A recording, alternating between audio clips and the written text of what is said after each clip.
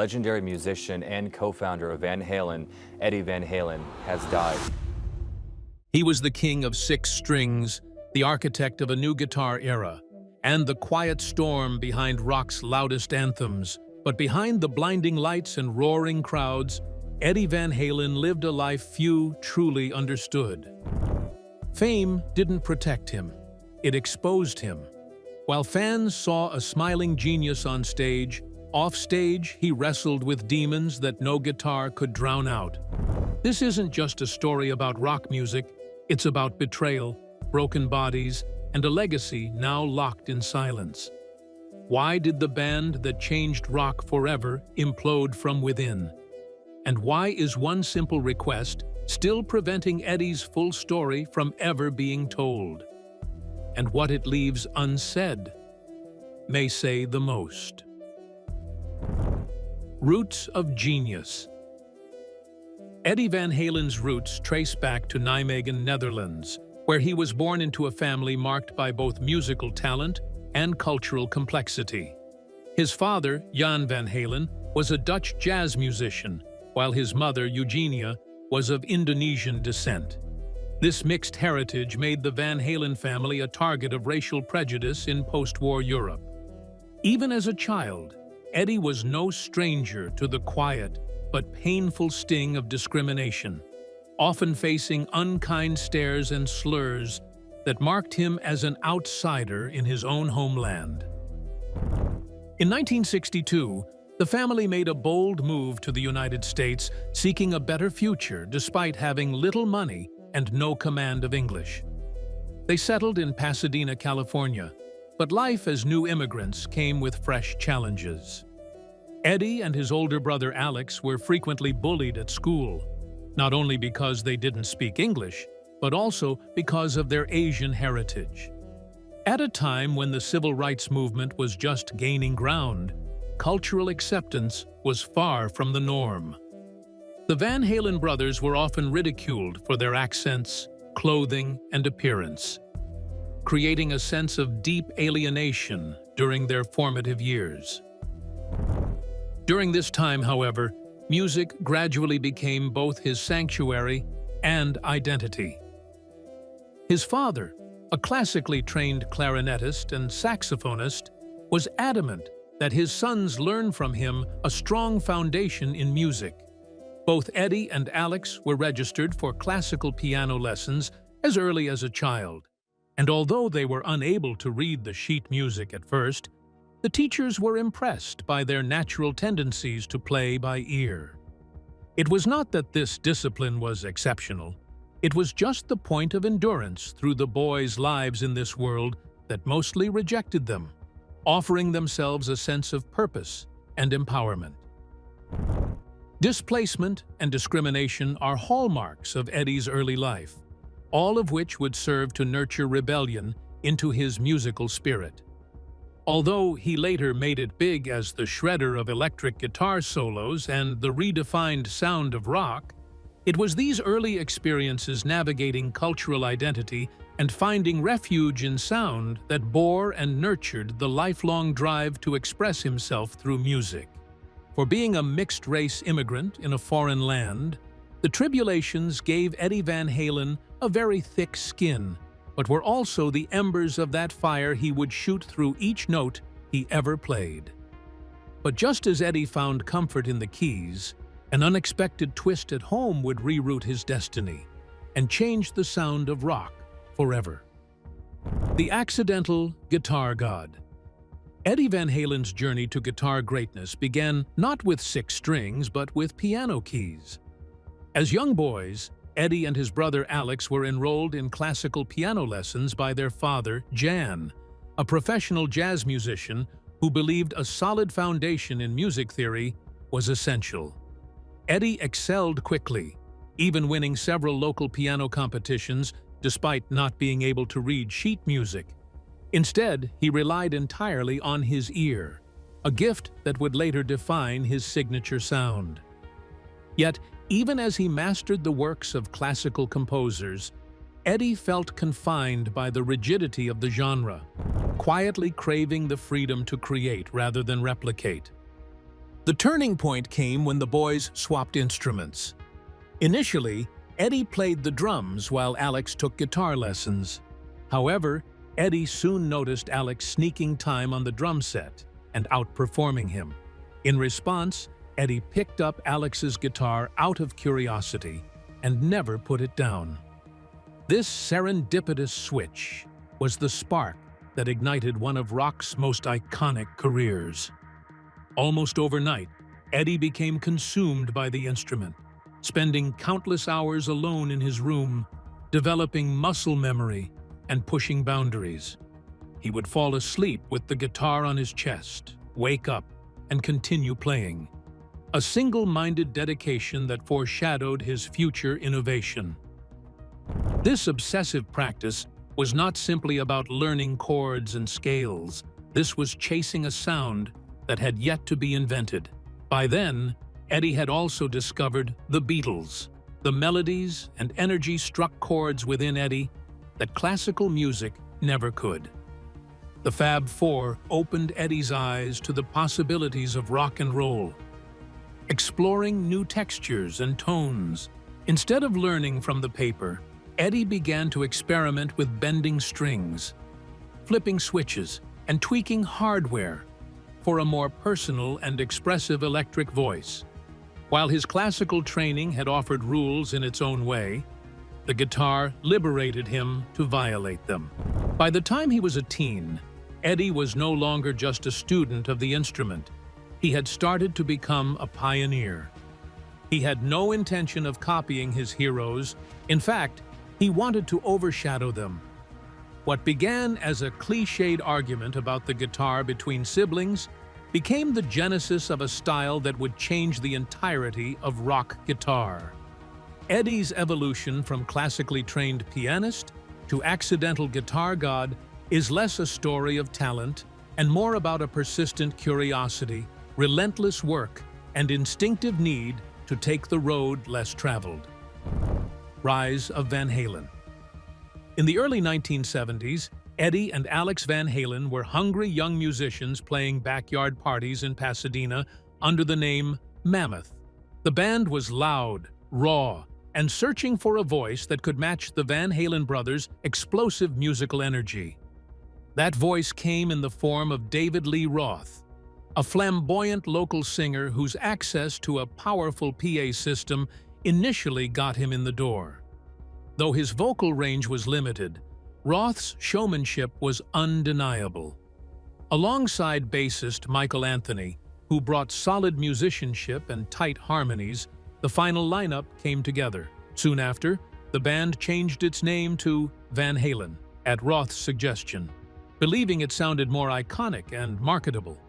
Van Halen quickly made their mark on Los Angeles' Sunset Strip, earning a reputation for electrifying live performances. Their blend of hard rock, blues, and Eddie's otherworldly guitar skills created a sound that was both innovative and instantly appealing. The band's relentless gigging caught the attention of Warner Brothers Records, leading to a record deal and the release of their self-titled debut album in 1978.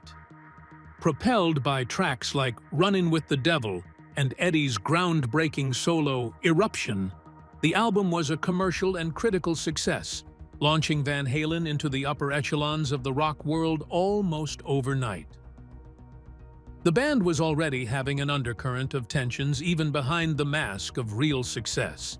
Eddie Van Halen was a kind of perfectionist who was very devoted towards the integrity of the band musically. Roth, on the other hand, was more of a natural performer and a showman with no care at all to stage antics, media coverage, and commercialization.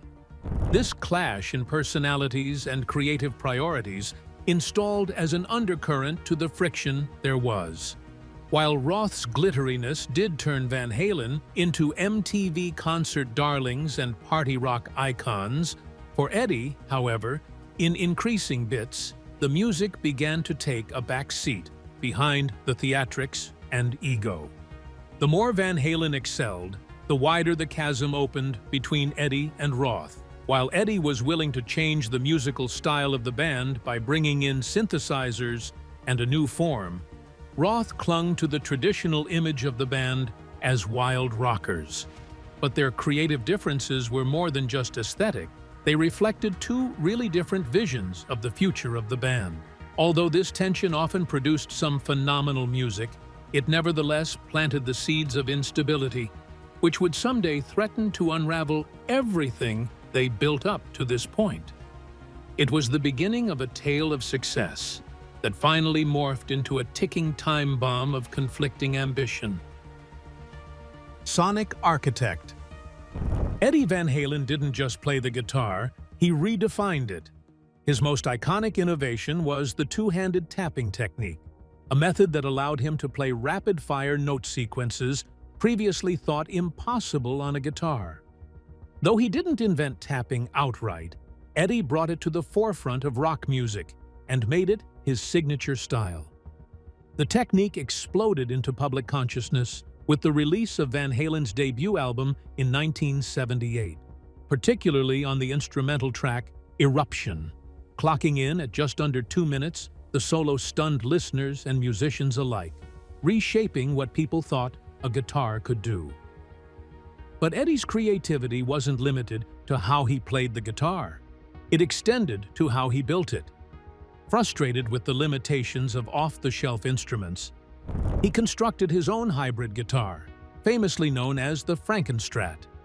Eddie combined the powerful humbuckers of a Gibson with the tremolo system of a Fender Stratocaster, physically routing out the body himself, and using household items like masking tape and a quarter as hardware solutions. The result was a unique instrument tailored for his style, one that delivered both the tone and the flexibility he craved. In doing so, he set a new standard for customization that inspired countless guitarists and luthiers. Holding the contrary perception from all mechanics and techniques, Eddie primarily redefined the tone of what a guitar was as a tool's personal expression. He treated it less as a tool, but more like a living extension of himself, an experimental device for channeling emotion, giving birth to soundscapes, and breaking musical boundaries. Whether creating a perfect whammy bar squeal or dialing in just the right harmonic feedback, Eddie delved into what it felt like to be both an engineer and an artist with the instrument. His solos weren't showcases of skill alone. They were conversations, even explosions of feeling that transcended language and genre. Eddie's innovations reached far beyond hard rock. His influence bled into metal, pop, punk, and even jazz, with players from most genres attempting to learn his techniques, while others were simply inspired by his unrelenting experimentation. Guitarists such as Steve Vai, Joe Satriani, or even younger guitarists like the Tom Morello and John Mayer all referred to Eddie as a crucial influence. His confluence of technical wizardry and creative fearlessness recreated guitar playing for generations. Eddie Van Halen did not simply master the guitar, he reinvented what the guitar could be. The cost of early fame. Eddie Van Halen's battle with addiction began shockingly early. At just 12 years old, his father introduced him to alcohol, believing it would help calm his nerves before public performances. This was not a moment of rebellion or peer pressure. It was modeled behavior from a parent who had faced the same performance anxiety. What began as a misguided coping mechanism planted the seeds for a lifelong struggle. In Eddie's world, substance use was not only normalized, but, in some ways, encouraged as a tool for managing the pressures of talent and expectation. As Eddie rose to fame, his dependence on alcohol and later substances grew in tandem with his success. The pressures of constant touring, creative demands, and personal tensions within the band only amplified his need for escape. While his musical brilliance remained intact for much of Van Halen's peak, those closest to him began to notice troubling patterns. Erratic behavior, unpredictable mood swings, and isolation. Friends and bandmates often described Eddie as two people, one a humble genius, the other an unrecognizable figure when under the influence. These addictions took a toll on his relationships, contributing to failed band reunions, a difficult marriage, and moments of estrangement even from those who loved him most. In Eddie's case, physical health bore scars from substance abuse. Years of alcohol excess and strong tobacco use had contributed to several serious ailments, including tongue cancer, diagnosed in 2000. While Eddie speculated that his cancer was due to keeping guitar picks, often made of metal, in his mouth, the doctors clarified tobacco was indeed a leading risk factor. Having undergone surgery to remove a third of his tongue, Eddie later had other complications, including a vascular necrosis of the hip, which often accompanies alcohol abuse. To be sure, these were not just isolated health scares. They were manifestations of a lifestyle spiraling out of control. The increasing problems notwithstanding, Eddie would still be in for a long and erratic journey towards sobriety. For years, he bounced in and out of sobriety, often falling victim to his familiar vices again after life-threatening diagnoses. By the early 2000s, signs of substance addiction were publicly visible. He looked frail, disheveled, and mentally adrift. Once idolized as a guitar god by the very fans witnessing their idol succumbing to his demons. The cost of early fame had become frightfully evident. The very gifts that brought Eddie fame around the globe had entrapped him in a cycle of pressure and self-destruction, a battle he would wage for the remainder of his life. But even as Eddie battled his inner demons, the real fractures were forming outside the spotlight, within the very band that carried his name. Betrayals and Band breakups. The breakdown of Van Halen's unity was as much about ego and power as it was about music. One of the most painful betrayals came in the form of how longtime bassist Michael Anthony was treated. Despite being a founding member and contributing to the band's signature harmonies and sound, Anthony was gradually pushed out of the band's inner circle. When Eddie's son, Wolfgang Van Halen, came of age, he replaced Anthony on bass, a move that stunned fans. But what made it worse was that Anthony had been pressured into signing away his rights to songwriting credits and future royalties, reducing his role to that of a paid employee in what he helped build. This fracture marked the beginning of a darker era in the band's history, one driven less by shared passion and more by internal maneuvering. Clashes over musical direction and credit didn't start or stop with Michael Anthony. Eddie Van Halen's relationships with both David Lee Roth and Sammy Hagar were fraught with artistic disagreements and personal conflict. Roth and Eddie repeatedly butted heads over the band's identity. Roth pushed for flashy showmanship and cover songs, while Eddie sought deeper creative exploration. With Hagar, it was initially a more collaborative dynamic, but disagreements over control, tours, and greatest hits compilations eventually led to Hagar's exit, not once, but twice. Both singers contributed significantly to the band's legacy, yet neither relationship could sustain the volatile mixture of pride, talent, and control that fueled Van Halen's meteoric rise.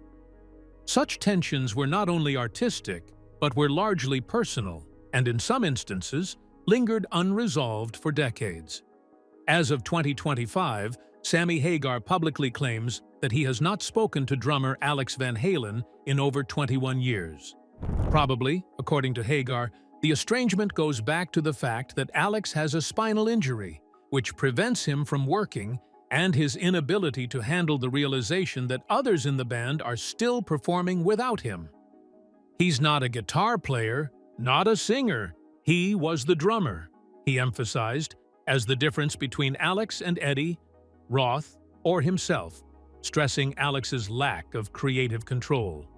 While reconciliation between Hagar and Eddie occurred before Eddie's death, the situation with Alex is still raw, since personal pain and pride continue to mold the relations, or lack thereof, of band members.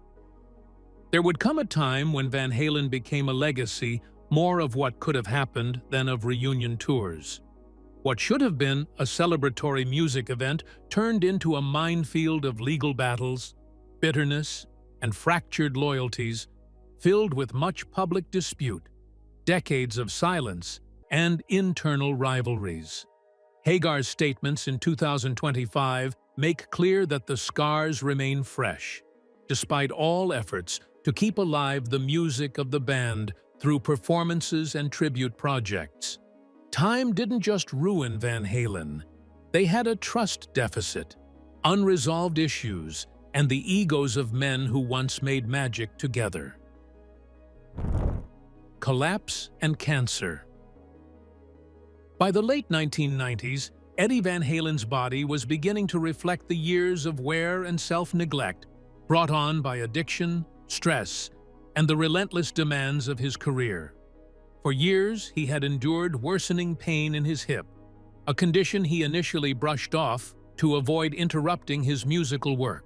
Unbeknownst to him, the underlying issue was a vascular necrosis, a condition that causes the bones to die due to poor blood flow and is often linked to excessive alcohol use. It wasn't until 1999, when the pain became unbearable, that Eddie finally underwent hip replacement surgery. Though the operation was a physical reset, it was also a symbolic turning point, a forced acknowledgement that his body could no longer withstand the punishment. Just as he began recovering from surgery, Eddie was blindsided by a far more serious health crisis. In 2000, during a routine dental visit, his doctor noticed a suspicious lesion on his tongue. Biopsies confirmed it was cancer. Eddie kept the diagnosis largely private, traveling to Houston for treatments that included chemotherapy and surgery. A significant portion of his tongue was removed, but by 2002, he announced that he was cancer-free. Despite this victory, Eddie's own beliefs about the cause of his illness revealed the depth of his internal conflict. He insisted it wasn't smoking, but rather the metal picks he held in his mouth while playing, an explanation that allowed him to continue smoking and delay meaningful lifestyle changes. In fact, unrelenting damage from substance abuse and bad health habits continued to pile up over the years. After the chemotherapy, the next journey after beating cancer became an on-and-off relationship of health scares for Eddie. He long had a smoking habit that at times showed through photos and interviews. The habit cost him greater than what he cared to measure. In the midst of his suffering again, cancer came back, now metastasizing to lungs. His condition became much worse in the 2010s after a couple of very severe episodes of illness, which included strokes and an announcement of the last stage of lung cancer. His immune system, that was already weak from many years of alcoholism and substance use, could hardly run with the confluence of events that followed. Just when the whole world was shutting down at the beginning of 2020, during the COVID-19 pandemic, Eddie rapidly declined. He found himself increasingly alone in the U.S. because he could not go to Germany to continue his treatment as borders closed. He would be hospitalized with pneumonia, had several strokes, and became dependent on a dosage of oxygen to breathe by the fall of that year. On October 6, 2020, at age 65, Eddie died. Surrounded by his immediate family, his son Wolfgang, his brother Alex, his wife Janie, and even his ex-wife, Valerie Bertinelli. A life filled with extreme highs and extreme lows ended tragically and served as a sobering reminder that such heavy costs would be paid even in the lives of the greatest talents. Redemption through fatherhood. Eddie Van Halen's path to redemption was not paved by fame or accolades, but by something far more personal: fatherhood. When his son Wolfgang joined Van Halen as the bassist in 2006, replacing longtime member Michael Anthony, it marked more than just a lineup change. For Eddie, it was an emotional rebirth. Sharing the stage with his teenage son reconnected him to the core reason he started playing music in the first place: love, creativity, and connection. Wolfgang's presence reignited a sense of purpose in Eddie, shifting his focus from internal chaos to rebuilding trust and stability within his family and his band. The turning point came during a tour in the late 2000s, when Eddie's addiction once again threatened to derail his progress. At one show, he appeared visibly intoxicated on stage, prompting a confrontation backstage with Wolfgang. In a rare moment of role reversal, the son became the voice of reason. Wolfgang, deeply concerned for his father's health and reputation, challenged him to change, not as a bandmate, but as a son who still believed in the man behind the legend. That confrontation struck a chord with Eddie, triggering a profound decision. He would finally commit to sobriety. It was no longer just about saving his career. It was about preserving the relationship that mattered most. Years later, Eddie began a life based on peace and self-care. In 2009, he married Janie Leszewski, a publicist and stuntwoman who had quietly become a stabilizing force in his life. An intimate wedding, the couple did not host in the usual style. No alcohol was served. Instead, Eddie and his bride toasted with non-alcoholic cider. That seemingly innocent moment represented a huge shift in his identity. The reckless rock star defined by excess had opted for his quieter kind of victory: health, family, and emotional honesty. Janie's guidance and Wolfgang's support kept Eddie centered through the last chapters of his life. With the recovery came creativity. Not that he was in the best health. Eddie toured once again in 2015 with Wolf and David Lee Roth, but it was this time with a lot more focus and clarity. The energy was different than before, more contemplative rather than frenetic, but the love for music remained. Eddie's redemption in old age never came as an overt comeback or reinvention. The crux of it all lay with the emotional reconciliation. By taking a hard look at his demons and making the choice for sobriety, he reclaimed not only his respect, but the deep, loving relationship with his son. A relationship that would remain his legacy far beyond any guitar solo. The fallout. After Eddie. Valerie Bertinelli, the longtime actress and former wife of Eddie Van Halen, has taken a firm and emotional stance against the idea of a Van Halen biopic being made during her lifetime.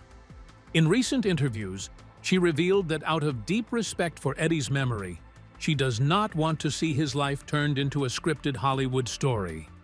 Having witnessed the highs and lows of Eddie's journey firsthand, from his groundbreaking musical genius to his battles with addiction and declining health, Bertinelli fears that any dramatization would inevitably sacrifice nuance for entertainment. Her position isn't driven by ego or control, but by love and a desire to protect the legacy of a man whose truth was often overshadowed by tabloid headlines. In private and public conversations, Bertinelli has shared that she asked their son, Wolfgang Van Halen, to promise he would not approve any film adaptation while she is still alive. Wolfgang, who now holds the rights and responsibilities to Eddie's estate, has respected his mother's wishes and confirmed that there are no plans for a biopic. This personal family pact underscores the reverence they have for Eddie's story, a story they believe should be preserved with accuracy and integrity, not filtered through a Hollywood lens. The request also reflects a profound understanding of how fame can distort reality, especially when filtered through commercial interests. In contrast, it is absolutely remarkable that there is no Van Halen biopic. especially in times when music legends are often embedded in biopics. With Bohemian Rhapsody to Rocketman, the success of the rock biopics has only seemed to increase public curiosity about Van Halen. Of course, silence from the family on this front makes it obvious. Eddie's legacy isn't for sale. Eddie spent much of his life in front of the media misrepresentations, particularly at his weakest moments. The very lack of dramatization of his life also means that he will not be so treated even in death. For Valerie and Wolfgang, far more important than telling a story that one could sell is to preserve Eddie's humanity. The Van Halen family denies any rush to a biopic and so haughtily builds their protective wall around the memory of Eddie. Thus, they ensured that his legacy will now be forever defined by his music, his innovations, and the immeasurable impact he made with generations of musicians and fans, and not by a screenwriter's interpretation. Undeniably, it can be disappointing to fans that would like to see Eddie Van Halen paid tribute by film. Yet, it reinforces the feeling that some legacies deserve time, space, and care. Until the day the family feels the world is ready to hear Eddie's story in full, without embellishment or distortion, it will remain what it always was to them and to Eddie: personal, profound, and far too sacred to fictionalize. But while the family protects Eddie's story from the big screen, one tribute born from a dream has kept his spirit alive in an unexpected way. A legacy too sacred. Valerie Bertinelli, the longtime actress and former wife of Eddie Van Halen, has taken a firm and emotional stance against the idea of a Van Halen biopic being made during her lifetime. In recent interviews, she revealed that out of deep respect for Eddie's memory, she does not want to see his life turned into a scripted Hollywood story. Having witnessed the highs and lows of Eddie's journey firsthand, from his groundbreaking musical genius to his battles with addiction and declining health, Bertinelli fears that any dramatization would inevitably sacrifice nuance for entertainment. Her position isn't driven by ego or control, but by love and a desire to protect the legacy of a man whose truth was often overshadowed by tabloid headlines. In private and public conversations, Bertinelli has shared that she asked their son, Wolfgang Van Halen, to promise he would not approve any film adaptation while she is still alive. Wolfgang, who now holds the rights and responsibilities to Eddie's estate, has respected his mother's wishes and confirmed that there are no plans for a biopic. This personal family pact underscores the reverence they have for Eddie's story, a story they believe should be preserved with accuracy and integrity, not filtered through a Hollywood lens. The request also reflects a profound understanding of how fame can distort reality, especially when filtered through commercial interests. Of course, there is not one amid this time when most music legends got made into biographical films. From Bohemian Rhapsody to Rocketman, rock biopics only ever fuel higher public curiosity about the untold story of Van Halen. Their silence on the matter, however, speaks volumes. Eddie's legacy is not for sale. Throughout his life, Eddie suffered media distortions, especially during the most vulnerable times. The choice to not dramatize his life is, thus, a refusal to allow that to happen even posthumously. Preserving Eddie's humanity means far more to Valerie and Wolfgang than telling a commercially viable story. By refusing even to fast-track an actionable biopic, the Van Halen family has effectively established a barrier around Eddie's memory. In effect, they made it that the legacy of this great musician will be defined by his music, innovations, and the legacy he left for numerous generations of musicians' fans. So not by a screenwriter's interpretation. This may upset fans who want to see him on the big screen, but it strengthens the idea that legacies, some, deserve time, space, and the care.